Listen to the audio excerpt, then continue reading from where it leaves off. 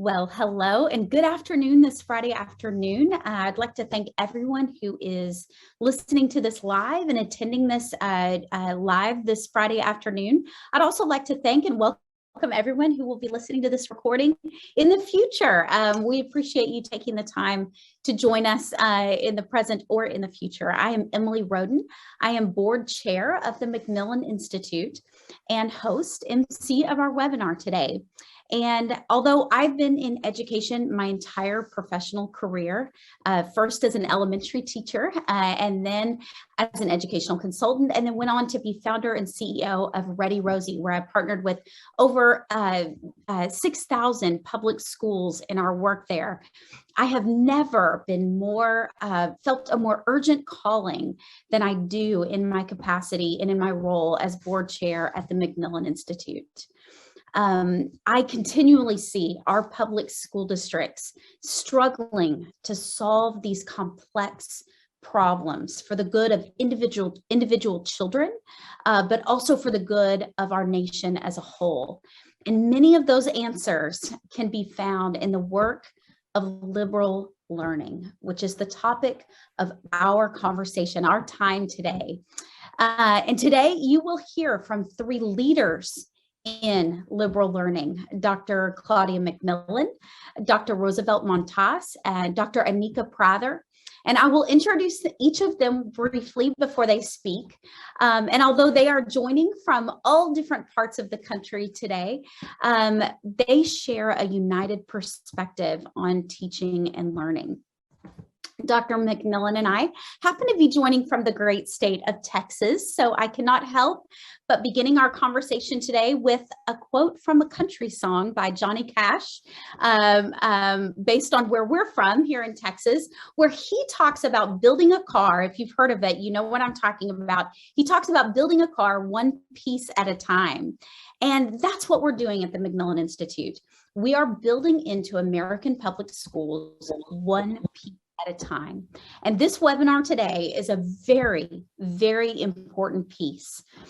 This is the first time that these leaders in educational thought are gathering together in a united conversation about the kind of learning that can literally transform American public schools.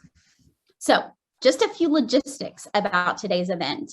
We ask and invite you to please write comments and questions into the chat. In fact, you'll see me turning. I've got two monitors here. We value your comments so much.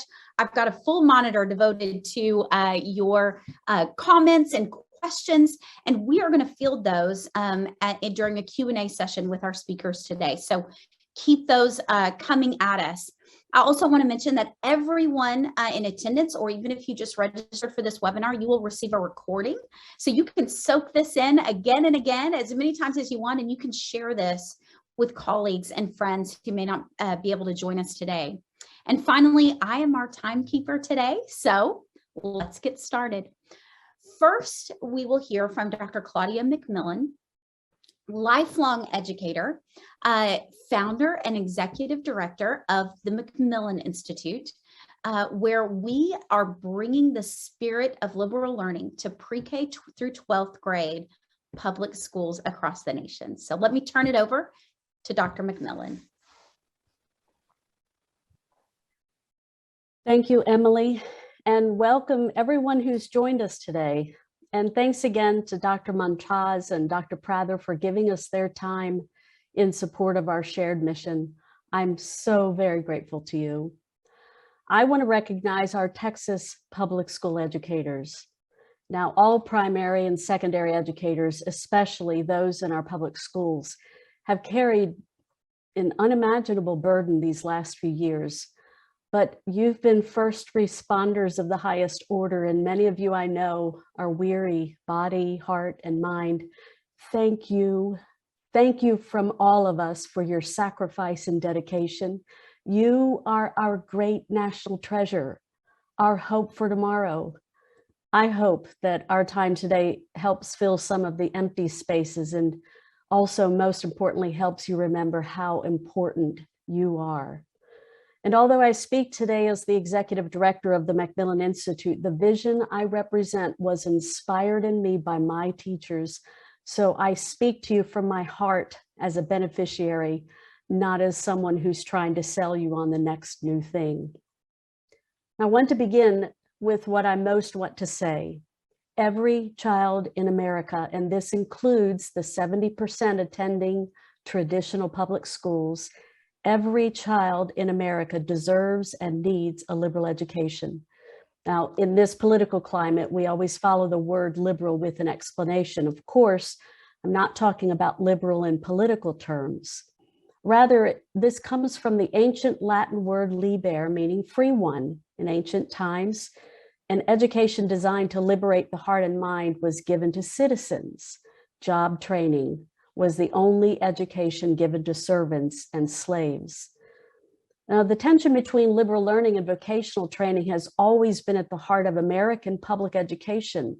It was the argument that W.E.B. Du Bois had with Booker T. Washington, with Du Bois insisting that their newly freed peers needed a liberal education and not simply job training. For thousands of years, though, a liberal education has been preferred by those with the means to decide whether public or private, recently including the Obamas, whose daughters, as we all know, attended an elite private school in DC. We've just never given liberal education to all our children. And for our lack of generosity, I believe we are reaping the whirlwind now.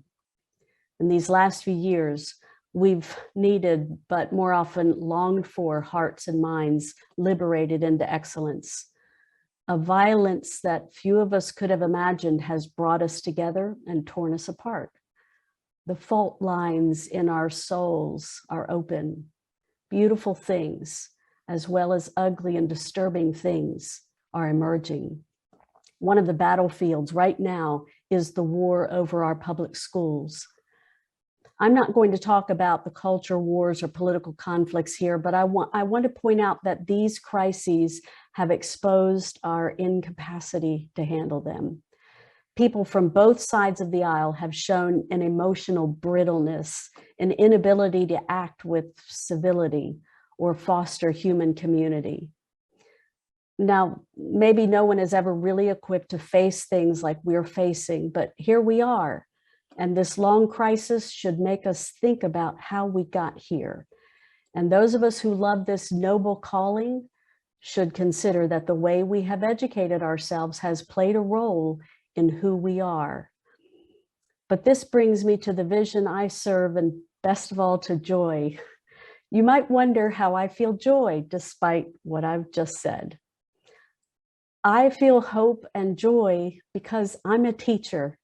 Transformation is possible at any age.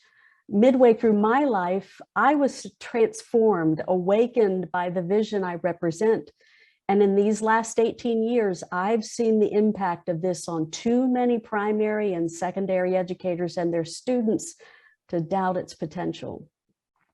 So we in the MacMillan Institute are driven by the conviction that every child in America needs a liberal education for citizenship and for life. This conviction is largely shaped by the philosophy of the spirit of liberal learning for all, conceived and practiced by Drs. Louise and Donald Cowan and promoted by their colleagues, Dr. Jacques Barzin and Mortimer Adler, and many, many others. In the ideal, the spirit of liberal learning for all provides every child opportunity to engage every subject with the kind of learning that fosters broad, deep foundations of wisdom for life. To describe this vision fully here is just way beyond the scope of my time, but let me state its outcome. Along with equipping a person intellectually for every aspect of life, an education should be designed to help one become a better, wiser person, a better human being in community with people from all walks of life. Of course, an education doesn't guarantee that one will be good, but in its forms and expectations, education should be aimed at that end. The overemphasis on rational standards in our bureaucracy, in the public schools, and foolish trends that have crept into private institutions over the last decades have made us lose sight of the human purposes of education. We must remember them now. This leads me to the most important feature of our educational philosophy, equality, that can help us develop the human attributes we so obviously need. In truth, this one thing is the answer to many of the challenges that trouble society today. It builds strong, sophisticated minds. It cultivates emotions deep enough to withstand the storms of the human condition, and it nurtures compassion and courage, those things that true community, both civic and private, need to thrive. The main difference between how we in the MacMillan Institute teach, lead, and learn and what is practiced almost universally elsewhere in the public school system is our belief that the cultivation of the imagination is the foundation of an education. The cultivation of the imagination is the foundation of an education. Now, this kind of education comes first through the proper study of the best of world literature. And then the complex human situation becomes the lens for everything learned. Emotionally, the proper study of great literature and lyric poetry fosters the sturdiness that we see in such short supply.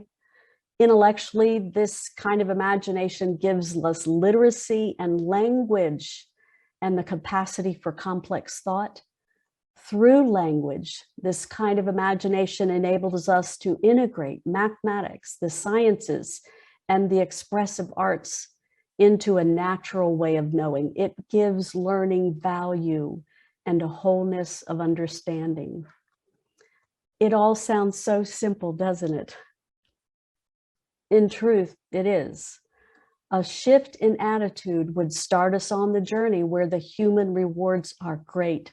Strong minds, emotional grit and stamina, compassion and generosity, discernment and wisdom. Now, please know we're not suggesting that facts, skills, and analytical ways of knowing aren't crucial to learning. And the standardized test scores from students who have been taught by our teachers show that we have not neglected these things. So how do we get here? To education that nurtures the heart and mind, building community as it goes. We believe the way to transform education is not through programs or systems, but through our educators themselves, where the heart and soul of education lives. But our exhausted pre-K through 12 teachers and administrators must be given relief from the purely analytical modes that dictate with a wounding fierceness the value of who they are and what they do. These people must be given time and encouragement to experience learning that refreshes them, learning that fills their hearts and minds while it awakens creativity and imagination. Our teachers and administrators must experience liberal learning. In the MacMillan Institute, we offer educators only this kind of learning, beginning with our summer seminars. And our academy model and humanities curricula allow public school educators to share the spirit of liberal learning with their students too. We have seen this happen. So we know that when we fill teachers and administrators with the joy of authentic learning, restoring rather than dehumanizing them, we will see transformation in American education. These noble people can't help but share their bounty with their students. It's in their DNA. But only an education based on an unflinching encounter with the full range of the human condition makes possible the spirit of liberal learning for all. In this spirit, we can transform ourselves into vessels of hope and humanity and cultivate the intellect as we go. We believe the universal practice of the spirit of liberal learning for all is possible because it's not a new system or program to be learned. It's what most of us experience as the truth of learning, teaching, and leading. This spirit lives inside the hearts and minds of primary and secondary educators everywhere. The embers only need to be fanned to flame. While someone may challenge my claims that I've made here, you would have to go far to find an educational philosophy that has offered more hope in a cynical world, more dignity in a time of hate, more wisdom in an age of shallow despair. The spirit of liberal learning is marked by joy, Donald Cowan wrote. When that joy is absent, it is a sign that we have ourselves blocked the passages to insight and wisdom. It's time to open the floodgates, transforming ourselves and education along the way.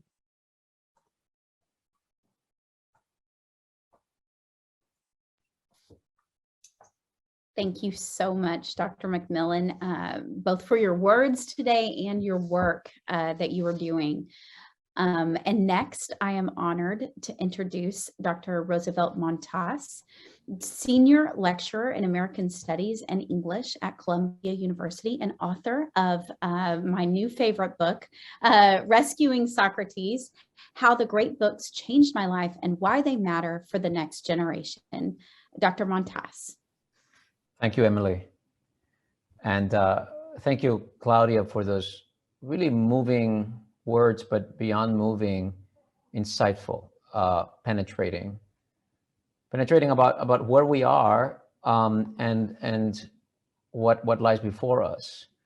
And I want to thank everyone that's here today. I'm so pleased to share this forum with Anika Prather, a person who I have come to admire so deeply. And we have been crossing paths for many times, and it took Claudia to bring us together. And I appreciate that.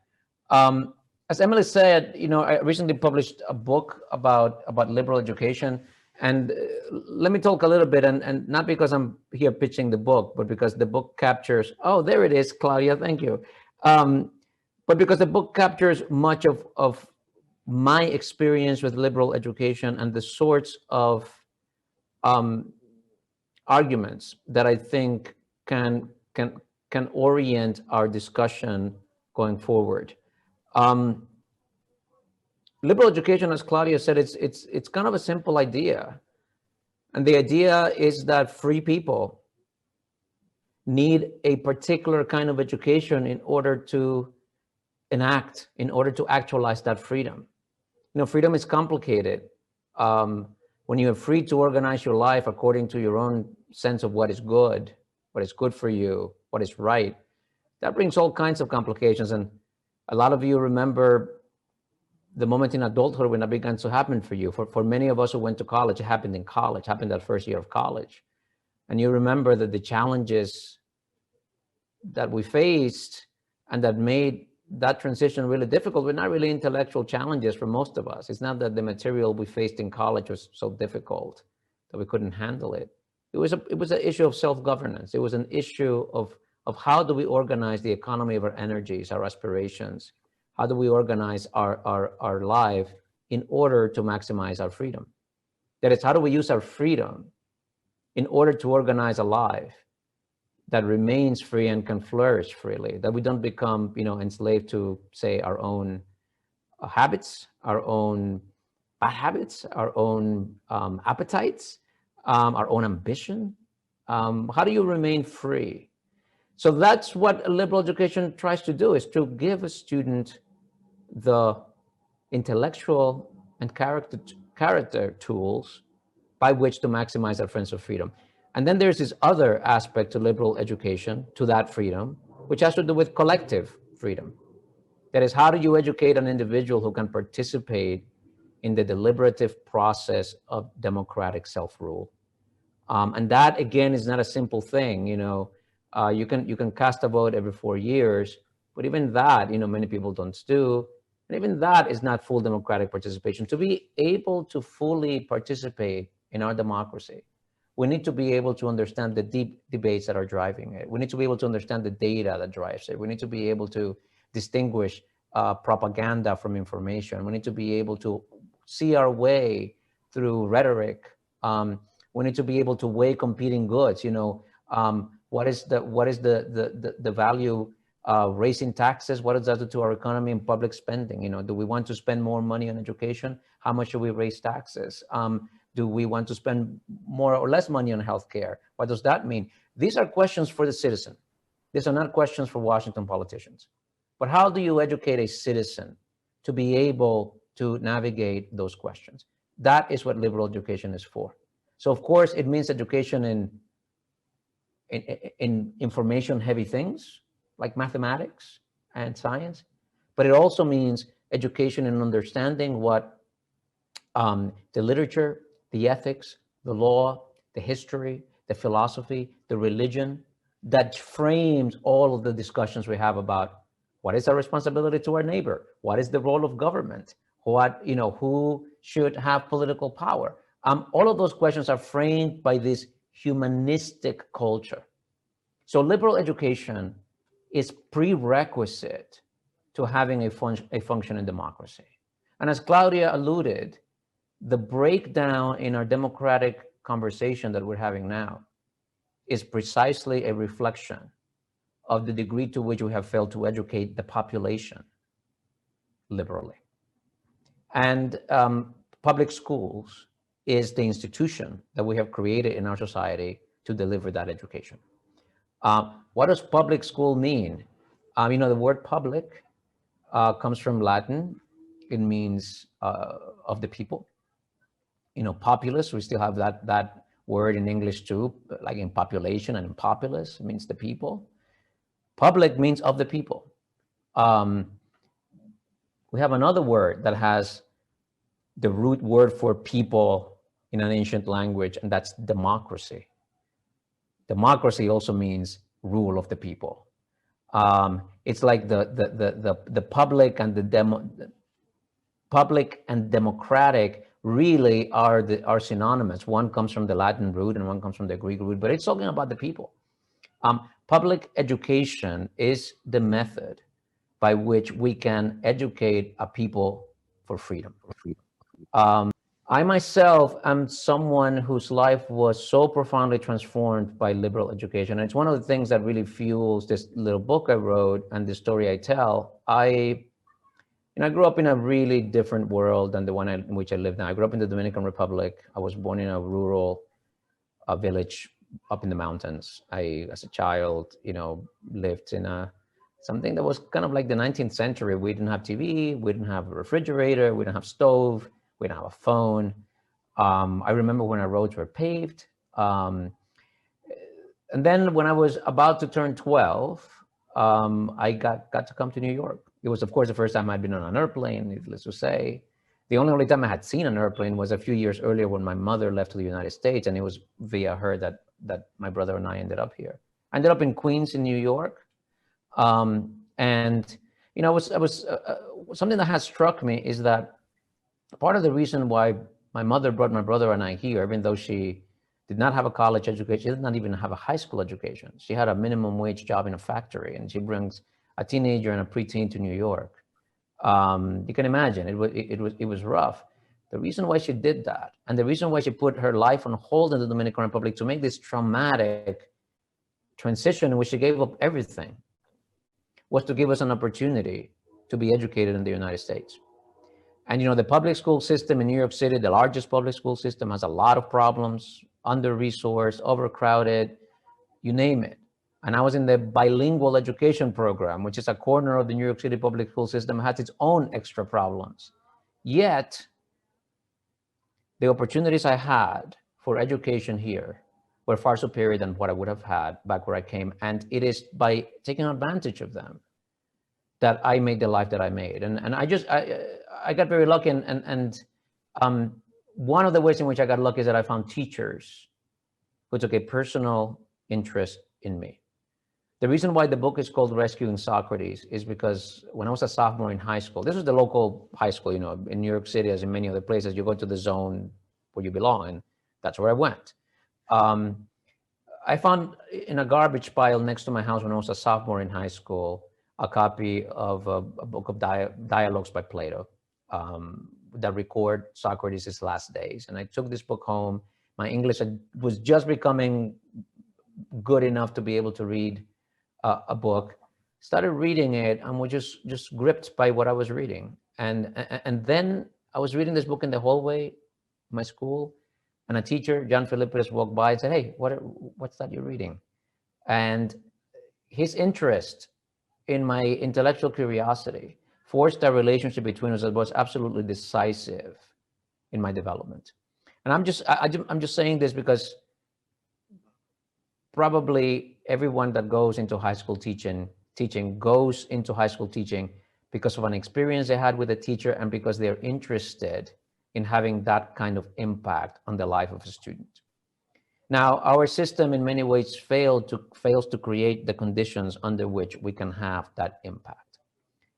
One of the ways in which we can begin to restore those conditions is by putting the type of education, liberal education, the type of education that takes the individual as a whole, that addresses the individual not as a future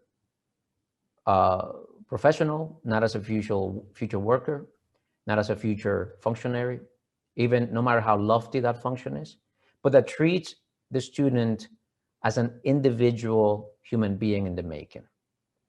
That kind of education that treats that sees the student for this capacity for freedom that the student has, and is explicitly aimed at cultivating that capacity. Again, at equipping the student both with the personal and with the collective tools to maximize their freedom.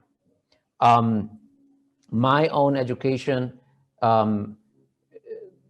was decisively oriented by that relationship, and then by the books around which those relationships were forged.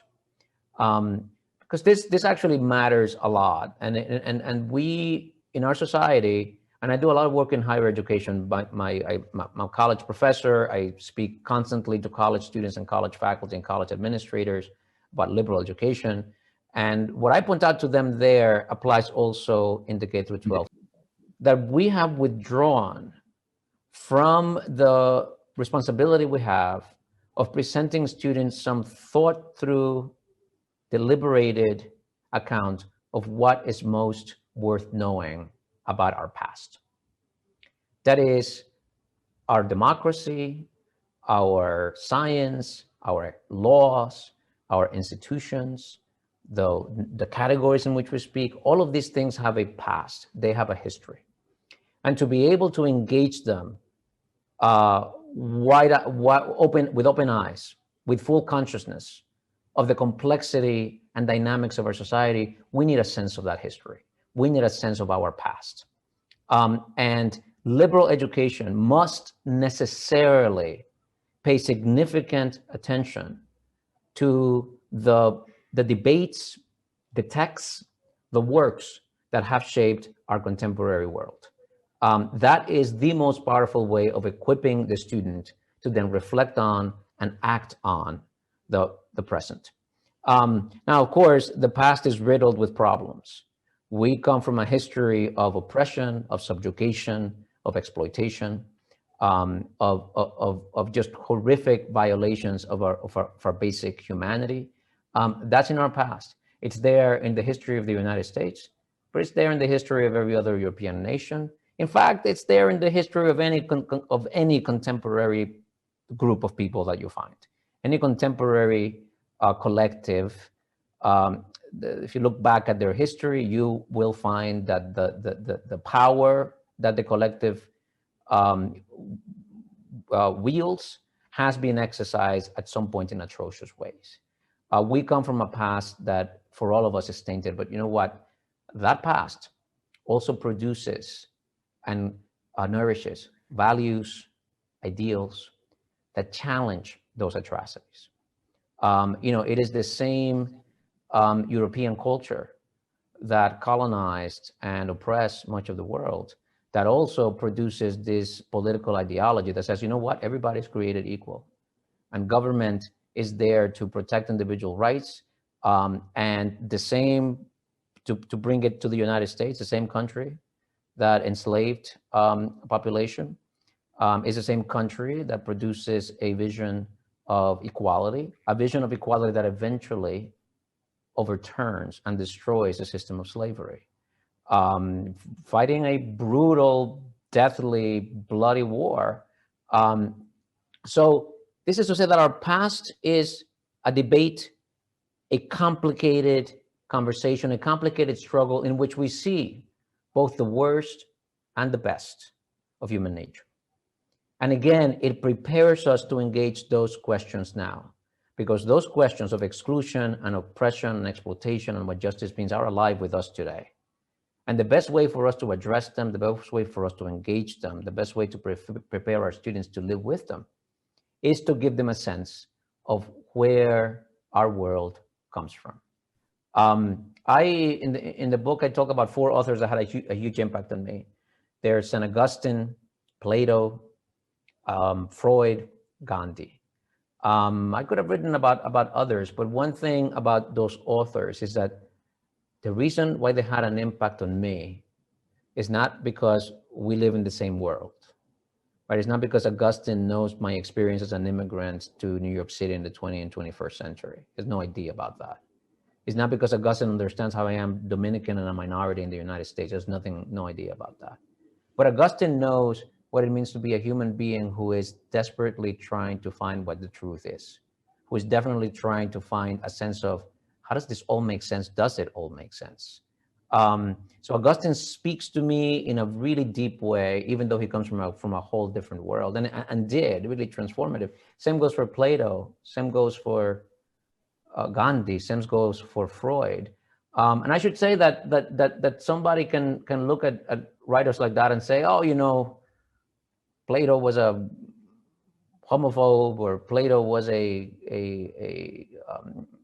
misogynist, and St. Augustine was a patriarchal white man. Of course, St. Augustine is not a white man. St. Augustine is a North African Berber man, but he's often grouped with this facile category of white man. So you can say that these people represent various forms of oppressive ideology, or that they are that they somehow do not represent my experience. And what I would say to that is that they certainly represent profound aspects of my experience, but not others, and that's fine.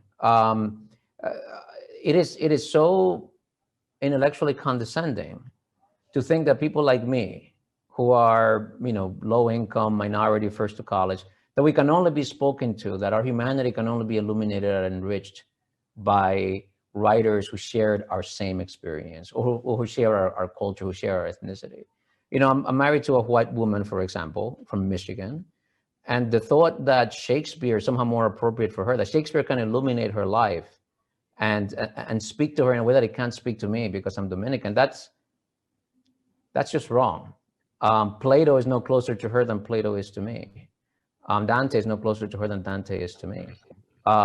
So we have to move beyond the idea that these foundational texts in our culture, because they don't represent either our diversity today, or represent our degree of moral progress in certain questions, that for that reason they're not appropriate objects for study by our students. It is self-defeating, and it undermines the power that liberal education has to transform the way that people can interact, can act on, can be agents in our society. We want to empower our students with the skills and the knowledge base to be fully participating in the democracy around us. So let's not deny them that. And as I always say, it's not that we don't bring in diverse voices. It's that we don't bring the diverse voices instead of these old foundational voices, but we bring those voices into the conversation with them, because they are, and maybe Anika is going to talk about this, but the most important writers and thinkers that have advanced the cause of social justice, that have argued for the rights of underrepresented minorities, are in conversation and emerge from that tradition of learning and transformative liberal education. So this is all to say that bringing liberal education to the K through 8 space and to the public school space is absolutely critical at this moment for our democracy, and totally in keeping with the highest ideals upon which our democracy is based. So I look forward to hearing Anika and to having some conversation later.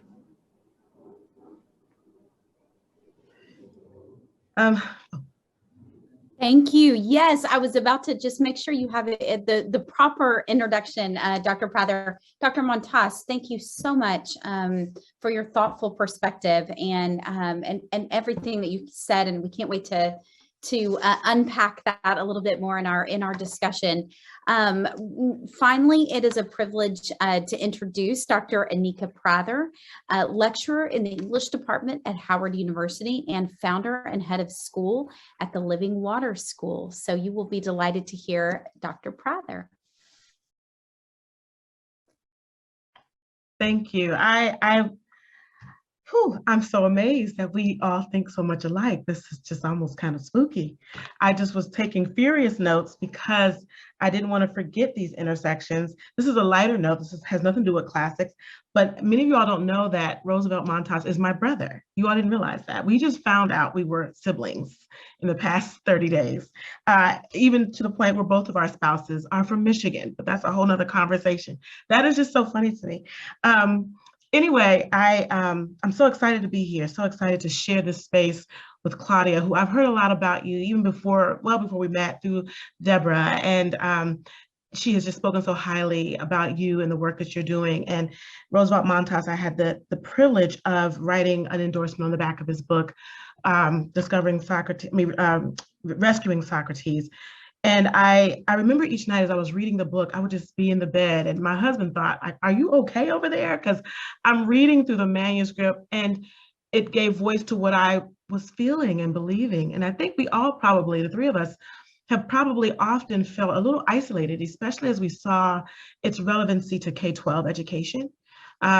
We all three of us have our doctorates. We know about academia, we've worked in academia, and we've all worked in academia in different ways. But the thing that makes us different from a lot of academics is we found our way into K-12 education with this love for the canon and with this love for classics. And I tell you, each of us have had the same experience of seeing its transformative power. Each of us starting with ourselves, we each have a story. So my story on my transformation is very similar to Claudia's. I was probably in my 30s, I guess, late 20s, when it transformed me. I was very late. And I always tell my students at Howard or even in my school that you're so blessed to be able to have this now, because I was in my 30s getting it. My parents started a classical school. And I thought, and many of you heard this story before, but I just thought they were just so off with this. I'm like, what are you doing? They decided to start a school in a predominantly African-American neighborhood, also one of the worst neighborhoods of PG County. It's just outside of DC. It's a very rough area where the school was for 10 years. And I didn't understand. I couldn't see my father, who was a professor at Howard, how he came up that this is what I need to do for my people. And so we argued a long time. I was working in the public schools at the time.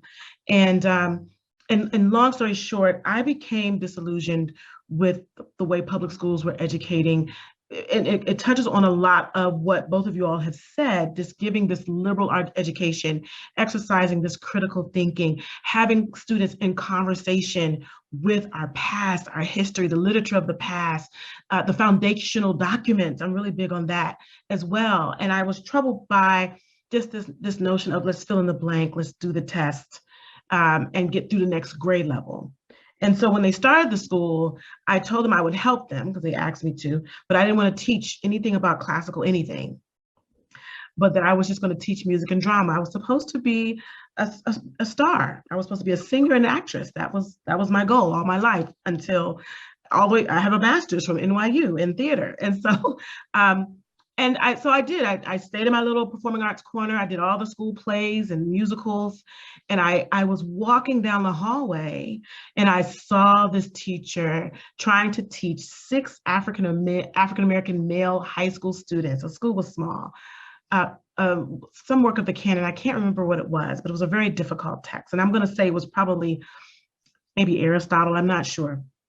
And so they were throwing paper wads around the room. They were talking, they were laying back in their seats. And this precious teacher, who's a really good teacher, was so frustrated. I could see it.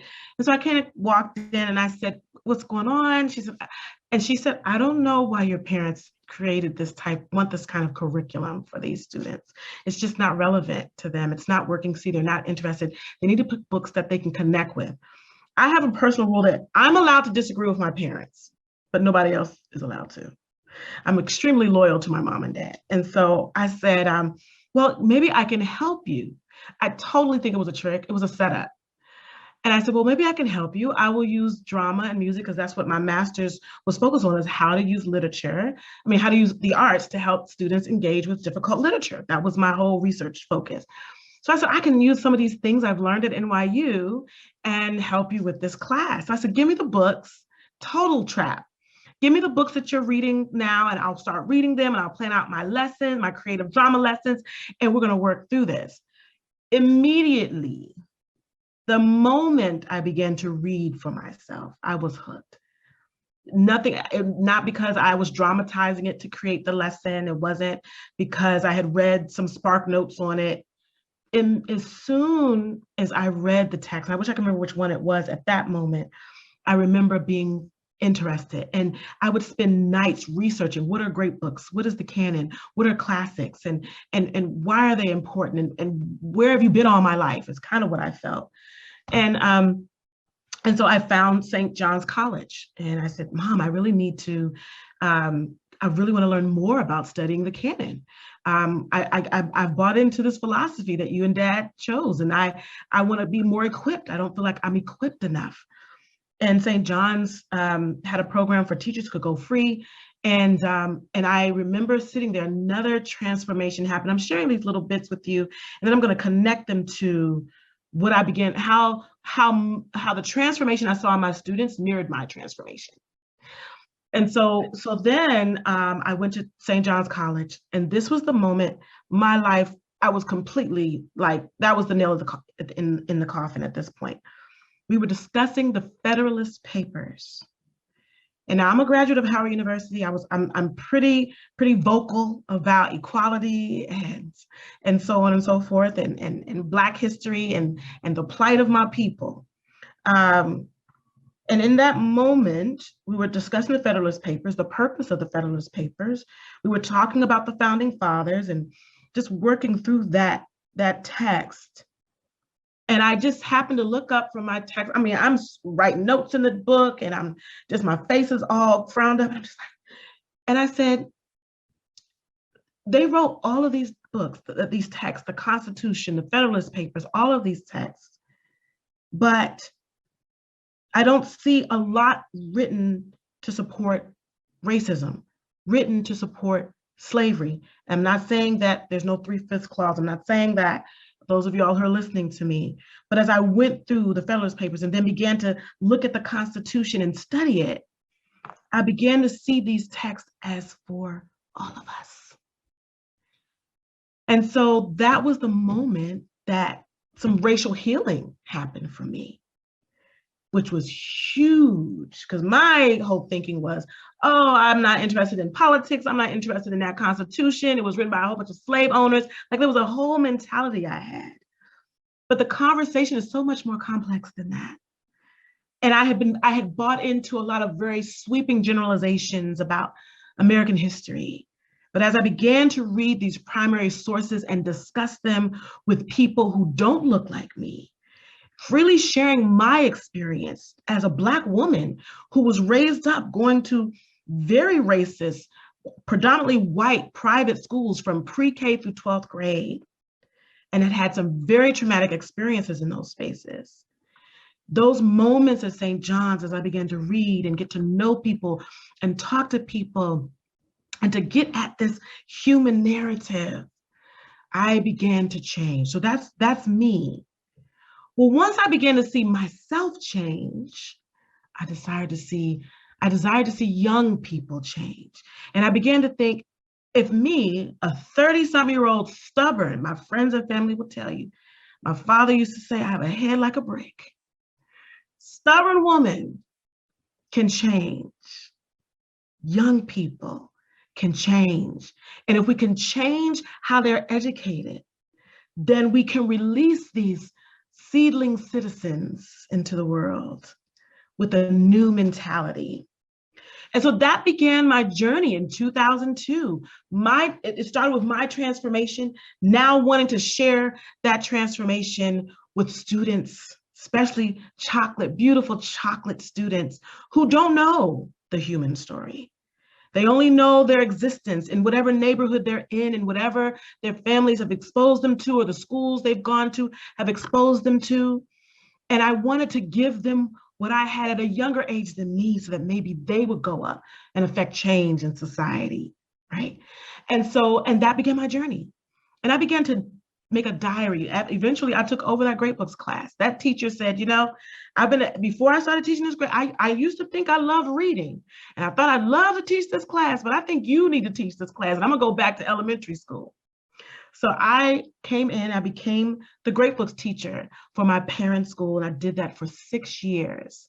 And I began to take notes because I wanted to keep track of what was happening to that student whose father was a heroin addict and who had not finished 7th grade. And that student tells me, why do I need to finish school and my dad didn't finish school? There's nothing good for me to eventually going to college as a result of reading these texts.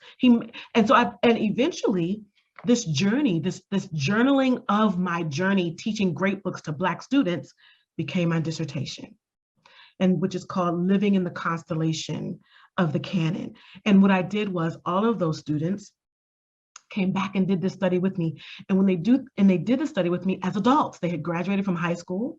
They had graduated from me in my class, had gone off to college and done other things.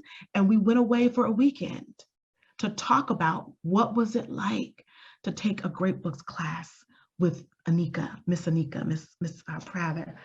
And they talked about the way their minds changed, how they developed a better self-esteem, a better sense of self. I remember one student saying, I feel like you gave me a code. There was so much I did not understand in the world around me. And once after taking your class those years, everything began to make sense to me. I could read the news, I could watch TV, watch the news, watch CNN, everything around me began to make sense. I began to desire more for myself. And then on a funny note, they also said it's hard for us to get dates because no one wants to talk about what we want to talk about. And I don't think any of them are married, and they're in their 20s now. I don't think any of them are married or in serious relationships. But they talk about, I remember in one quote I put in my dissertation, she says, I don't want to just talk about the latest tennis shoe or music video. I want to talk about poetry. And so I do this talk sometimes as I reflect on how this literature opened their minds. You have students who eventually want to go to law school because they come to understand the Constitution for themselves. And how I've had students go from thinking the president was like a king and could just do what he wanted to recognizing that America is a free country for all of us to have a seat at the table. And then when we look at the philosophies that undergird these documents and the creation of this country, they then feel like they are a part of this great conversation. And they become very confident, very clear on their life path and what they want to do, and a desire to change and do some type of activism or to change the world. They stop caring just about themselves. I've had students go from, here's a funny story. I had a student who started with me at my current school when he was 10. And if you looked at him wrong, he wanted to punch you in the face. And I remember, and the exercise, this is really important for us to see, the exercise of regularly talking through these difficult pieces of literature, engaging in these questions that have stood the test of time, gives them tools on how to navigate tension, conflict, disagreement. We're giving them life skills. This is not just textbook where you get an A, you can pass. And so he was 10, he's now 17, going on 18. And he says to me, All my students call me Miss Anika. Miss Anika, I'm different, aren't I? I'm like, yeah, thank you, God. Yes, you are. You notice I don't punch people in the face anymore. I said, I noticed. I'm so grateful. And he has his sights on college. He wants to play basketball in college. And I think I've just about convinced him to, as a backup plan, be a PE teacher. But this student, if you knew his story and where he's come from, there's nothing in his history, nothing in his background that would make him want this for himself. But he can connect it to reading, discussing, engaging in these critical things, to think before you act, that everything can be worked out through words. In closing, I recently taught a course, I'm teaching a course at Howard called Black Women in Classics, where I start with the Queen of Sheba. We read the, I hope I say this right, Kebra Nagast. It's an old Ethiopian text.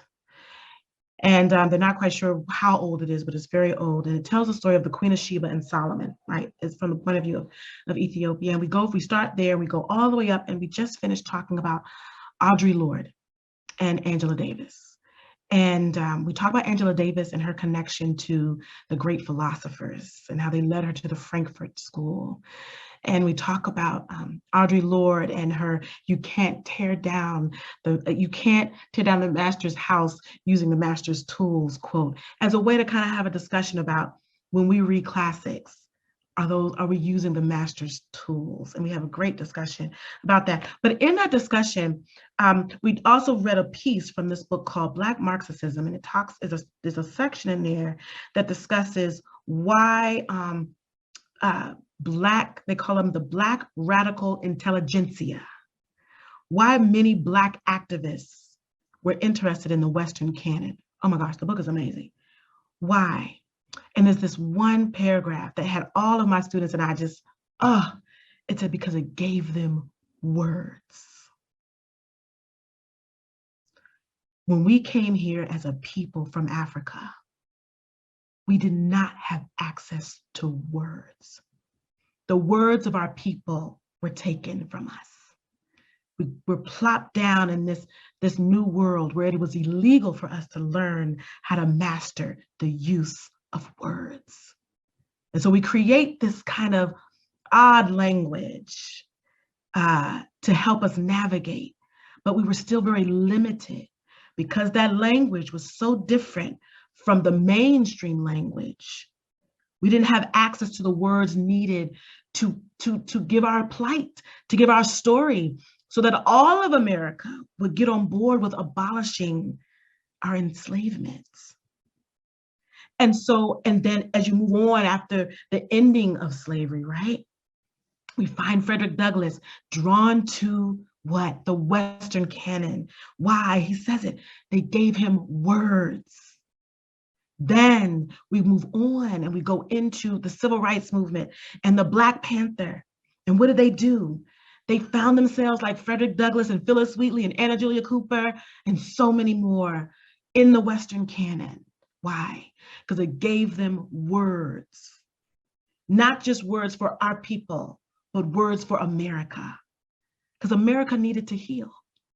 And the only way it could heal is if we all spoke the same language. And so when we invite children of color and all children to engage in this common heritage called the great books or the canon or those classics or the great books of Western civilization, we're inviting everyone into this great conversation so that we can work on this healing process, because words have disconnected us because we didn't say the same thing or we couldn't understand each other. But because we find ourselves here, some of us getting here through very painful ways, and some of us getting here by choice. But the point is, we're here. And we can't change how we got here. The point is, today, we are here. And what is that common language? It's found in these texts. You can't get away from them. You can't get away from Latin and Greek. You can't get away from the canon, no matter how much you try. It's too interwoven into our history. So when we invite children of color, all children, into these texts. We invite them to this great conversation that George Washington had and Abraham Lincoln had and all the mighty people that created this country. And we are able to engage in a conversation that maybe as schools, whether you're public or private, you are cultivating minds and voices that will maybe engage in conversation that will change the world. And so that's why I do this. It keeps me up at night. It is so important to me because I still see the deficits around me. And it hurts me. I may have a private school, but because of where my school is located, I often get students who pass through my school. They're having struggles in their own schools, so the mom drops them off at my school for a year or two, or sometimes they stay. And I do the same process. But the times they go back into the public school, I'm at peace on one hand because I know I gave them some tools that will carry them for a lifetime. But then I have trouble because I'm like, if they go back into the public school, who's going to continue the work that we started here? So I actually see myself in relationship with public schools. And some public school educators in my areas will refer students to my school. And that's because there's something that happens, there's a change that happens. And so my heart is to see this happen. So I'm so inspired by the work of Dr. Montas and Dr. MacMillan, because they are in the trenches. They are in the public schools, giving this type of liberated learning to students in the masses. And so that is why I'm here, and I'm hoping that the work we do together will do a powerful work. Thank you. Thank you, Dr. Prather, and thank you to all of our speakers. And I think upon reflection, as I was listening to all three of you, and I promise we did not plan this out, but all three of you spoke of both your personal experience and transformation through liberal learning, and that each one of you had kind of,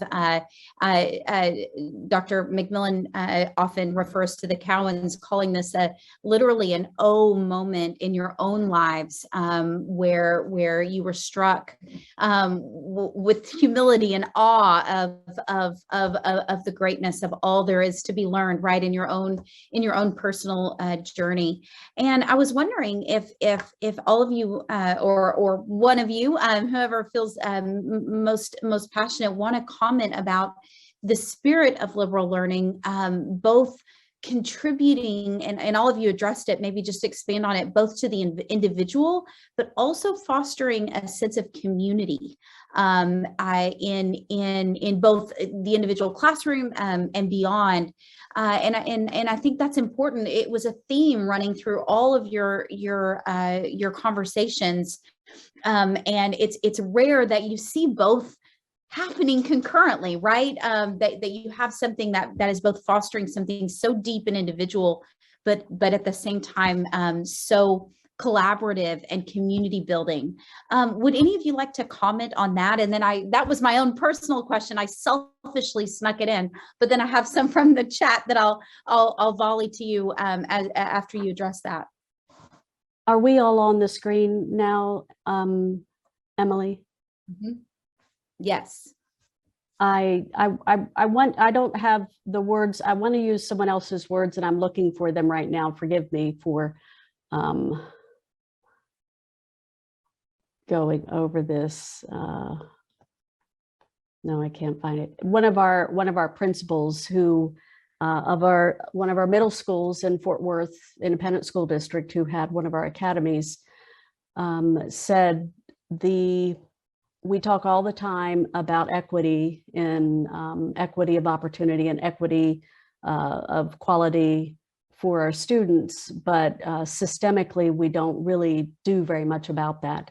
And she remarked in her comment to me, whenever I went into my classes that were using your curriculum, whose teachers had been educated by you, and she herself had been educated by us, she said, I saw students of all different kinds, colors, and ability levels. sitting shoulder to shoulder, working in the same works on the same texts. And she said that they didn't think that was strange, that they weren't in segregated and honors classes and on-level classes, as we call it. She said they were all together in community, and over again, daily discovering what they had in common rather than what was different about them. And I treasure that insight from, I'll just name her, Dr. Kirkpatrick. I treasure that insight from her, and watching that and valuing that in her children. Just one last comment. Dr. Donald Cowan says, education itself is the chief beneficiary of a normal mixture of minds. And this is one of the ways that we are off target across the board, I think, in many ways in education, is that we segregate our students out. And so that's my little contribution to that. Thank you, Dr. MacMillan. Any other thoughts on that? Both individual deepening, but also deepening an education community. Yeah, I can. Can you hear me? Yeah, I would just add, I love what Anika said about the classics, the tradition, giving the voiceless words, or giving those people who have been oppressed and marginalized words. Oh my God, I love that so much, and it just recalls my own experience. I came when I was 12 to the United States, and I didn't have the words, and now I have the words. And it was education that gave me that. And this particular kind of education gave me such powerful words. There is these ideas, these debates form the connective tissue of our political culture. So they create community in a kind of intimate way, but also in this broad democratic way. It is through those categories, through that connective tissue of concepts, debates, idea, that we debate our differences. It's not that those concepts and ideas make us agree.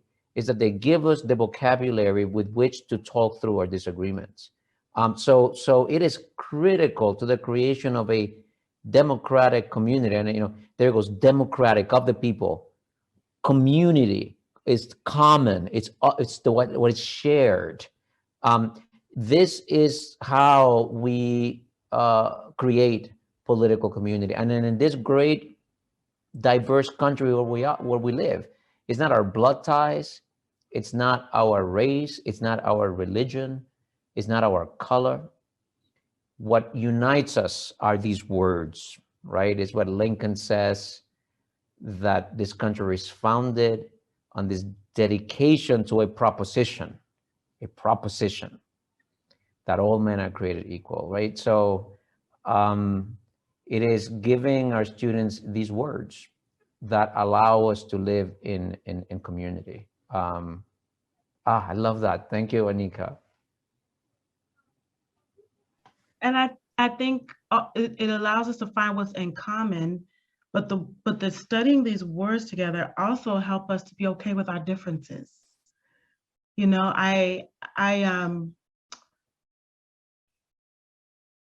I went to St. John's, I remember my first semester being so afraid of being wrong in the discussion. I was so afraid that someone would disagree. Maybe you find out that you were wrong and you need to change. Or maybe you are in a position to teach somebody else something and they were wrong.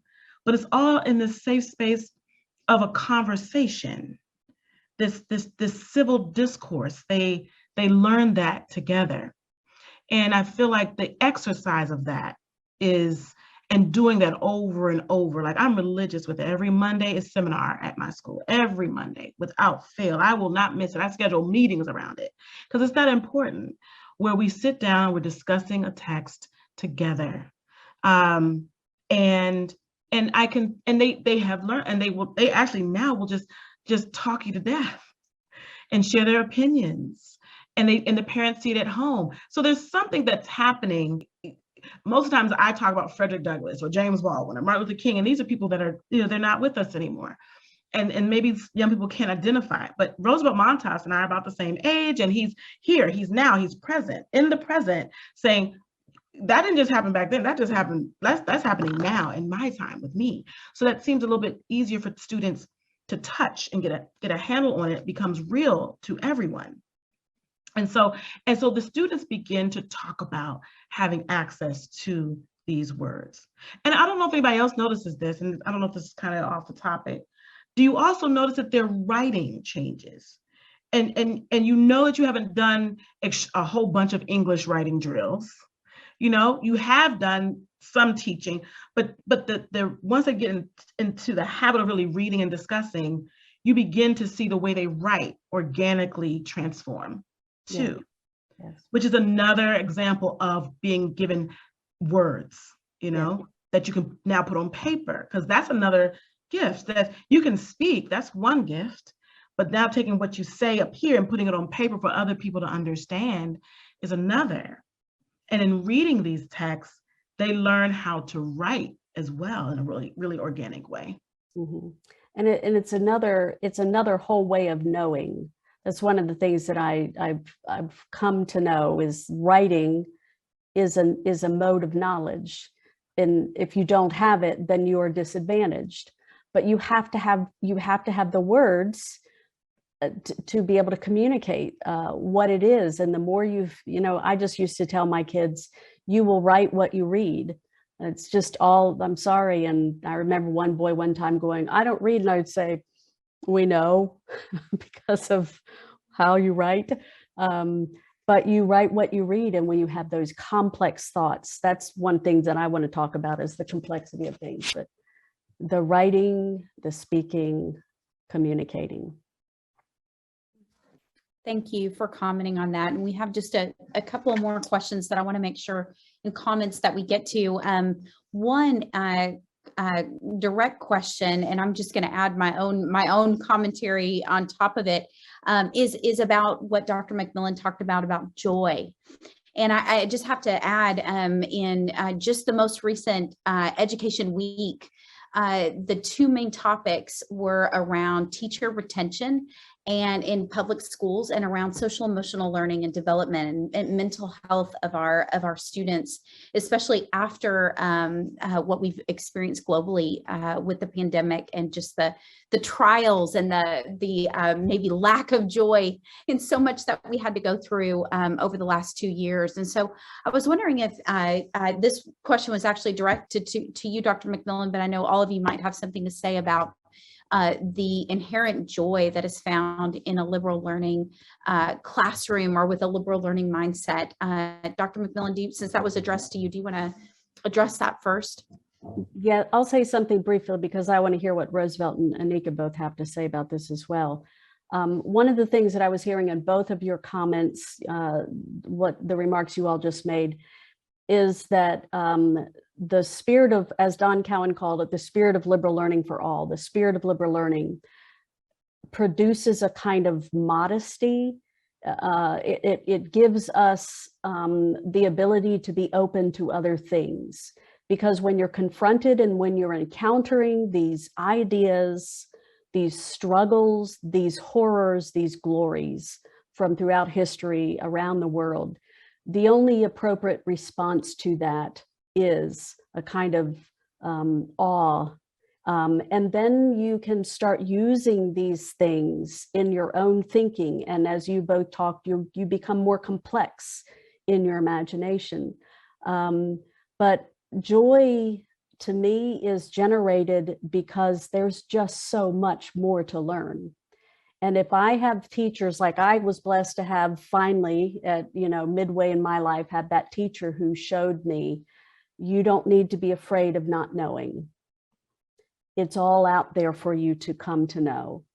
And there is this deep and profound gladness and joy that came to me through that. So I understand what Don Cowan says, the spirit of liberal learning is marked by joy. It's marked by courage. It's marked by humility. It's marked by joy. Those are the things that occur to me. And that's so true. in a real practical picture, you see children's imagination expand, and the joy, I mean, they get so excited as their imagination expands. Like there's this game our students play called Elements, which I think is somehow connected to the gods and how they control the different elements of the world. And somebody's fire and somebody's wind and somebody's water. And it's like this whole elaborate thing. And they're happy and they're laughing and they feel empowered by having this. And I love that. I love that this expansive amount of reading that our children do makes them creative, which I think leads them to writing stories, telling stories. Just so much happens in that. And with that is joy, because they're liberated. The mind is free to just go wherever it wants and to create. And this access to this literature gives them this gateway and this license to be free in that. I think of Aristotle, who begins the metaphysics by saying, what is it that people want? People want to know. Knowledge is inherently pleasurable, the acquisition of knowledge. That's why like video games are so popular, because the brain is learning, and it turns out that what it's learning is kind of useless. It's like how to beat the game. Getting practice and getting better. If there was no practice and winning and improving in video games, there'd be nothing. The whole point of the video game is that it taps into the pleasure of learning. I think of Frederick Douglass, who, as an 8-year-old, hears his enslaver, his legal owner, telling his wife to stop teaching Douglass to read because it is unlawful. And then he says, because it would forever unfit him to be a slave. And when Douglass hears that, he says, from that moment, I understood the pathway from slavery to freedom. Education is liberatory. You know how they say, techie people say that information wants to be free? Education wants to be free. The education it's liberatory. So there is tremendous joy, tremendous pleasure, tremendous vivacity in the process of learning. Even as some of the things we learn are disturbing, even as some of the things we learn are sobering. And we're not trying to learn some imagined utopian, fantastical, made up version of who we are. We're trying to learn who we are. Yeah.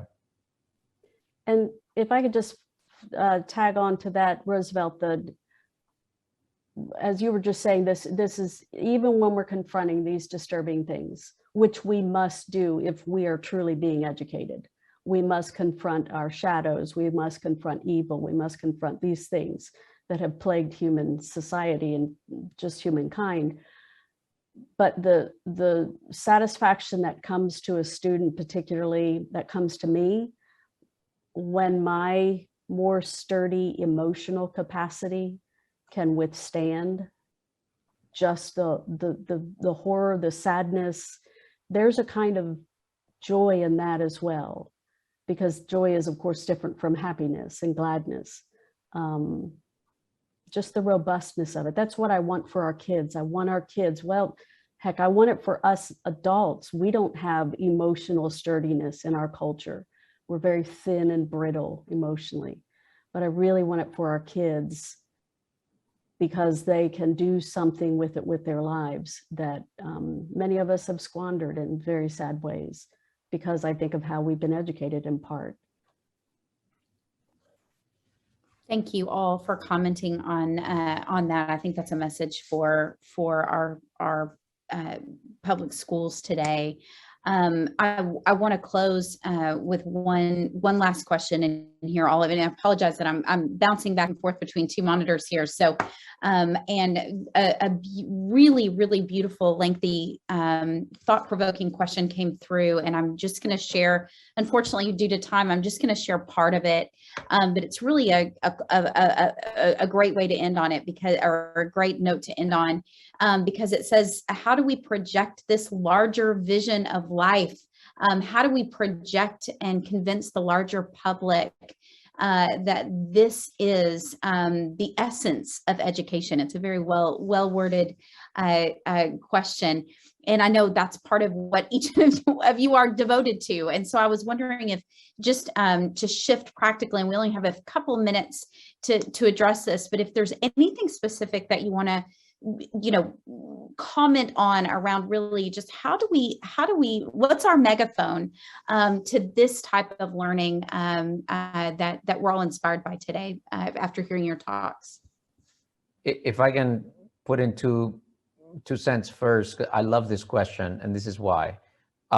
This is what this is about. This is what we're doing in this forum today. Every summer, I teach high school students, low income, first generation to college students from New York City. I bring them to Columbia. They spend a month living in the dorms and taking this intensive course with me where we read the classics, Plato, Aristotle, Thucydides, Hobbes, Locke. I read Martin Luther King and James Baldwin and Frederick Douglass. People say, how did they get interested in liberal education? Like the same question about the students. And the answer is simple, is I do it with them. And they fall in love, and they are transformed, and they are excited by it. I liken liberal education to the experience of reading a novel. You can't just tell somebody the plot summary of the novel and like that's not going to do it for them. Novels are transformative and enlarging because of the experience of going through it. Reading the plot summary, reading the Cliff's Notes, reading the Wikipedia entry, that won't do it. You have to experience it. The same goes for liberal education. You can only go so far making the arguments. You really have to give people a taste of it. Brings us back to why we're here, because it is introducing students in their curriculum in the K-8 public school system and giving them that taste. That's the megaphone we have. The megaphone is called the public school. It is called the common school. It is called the education that we as a society have committed to providing to everyone.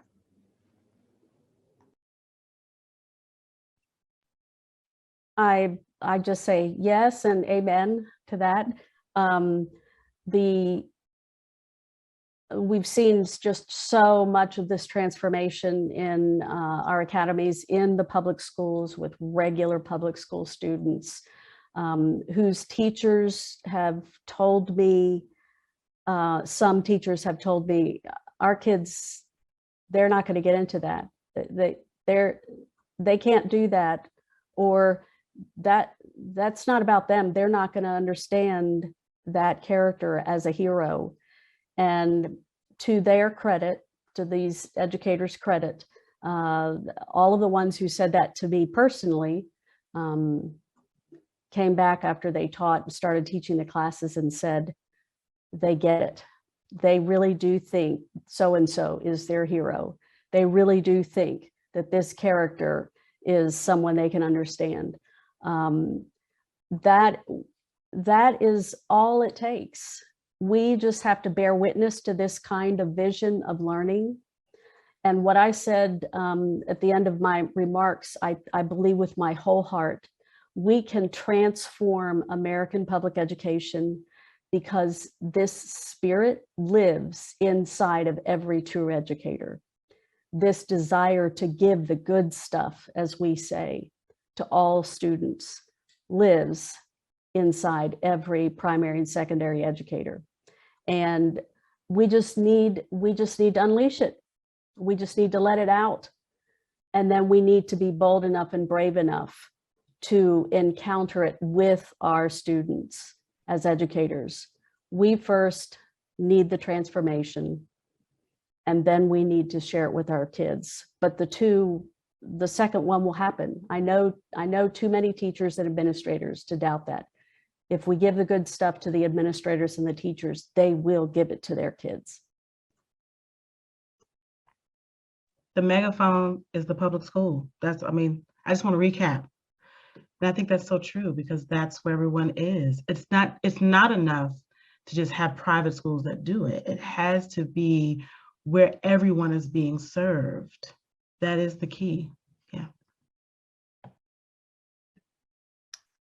Well, I can't thank you all enough. And we've had so many rich, good comments that are echoing what you're saying. And I appreciate Carol's comment that mentioned this enthusiasm. And honestly, I love the fact that she included the word love in her comments, that it's this love of from the teachers, love of students, love of the content, that there's a true love, a true joy in this type of learning as well. So I really appreciate everyone's feedback and commentary, and the participation from our wonderful audience. Like I said, both that's here currently present, but also that's going to be reviewing this and viewing this for probably years to come, because of the excellent comments that were made.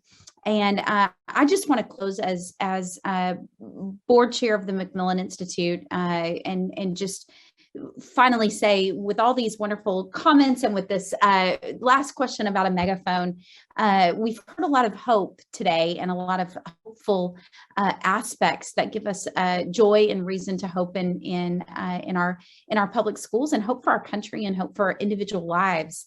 But we can't help but ask ourselves that exact last question of what's next? What can we do? And there might be public school educators on this very webinar who are thinking, yes, please.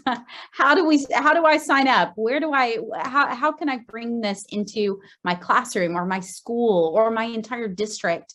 And that's really what the MacMillan Institute is actively doing. We're partnering with public school districts at the classroom level, at the school level, or at the entire district level. And our work is done in three main ways. Number one, through our completely unique summer seminar experience for public school educators, where teachers and administrators at all levels are filled with that joy, their own joy and experience of liberal learning. Literally, they're relearning in that liberal sensibility, that imaginative sensibility that all three of you spoke of, so that they could carry that torch back, that mindset and that torch back into their public schools and classrooms. So that's one way, is through that summer seminar experience. Number two, through our academy model, and Dr. MacMillan mentioned that this is actually where our compendium of research comes from, is through those schools that have partnered with us in implementing an academy. It's much like if you've heard of international baccalaureate academies or the Montessori model. We bring this academy model into either a department or an entire school to implement this inspiring liberal learning philosophy that we talked about today, and really provide the coaching and the structure and the nurturing to support that kind of model in a public school system.